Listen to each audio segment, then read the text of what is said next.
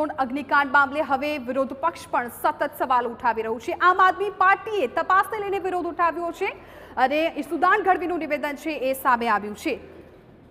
ઈસુદાન ગઢવીએ કહ્યું છે કે નિવૃત્ત મુખ્ય ન્યાયાધીશની અધ્યક્ષતામાં તપાસ કમિટીની રચના થાય, મેયર અને સ્ટેન્ડિંગ કમિટીના ચેરમેન સહિતના લોકો સામે તપાસ કરવામાં આવે।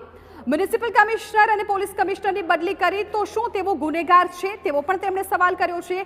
જો અધિકારીઓ ગુનેગાર હોય તો તેઓની સામે પણ પોલીસ ફરિયાદ થાય, અધિકારીઓ ગુનેગાર છે તો તેઓની બદલી કેમ કરવામાં આવી છે? આ સવાલો ઈસુદાન ગઢવી તરફથી ઉઠાવવામાં આવ્યા છે।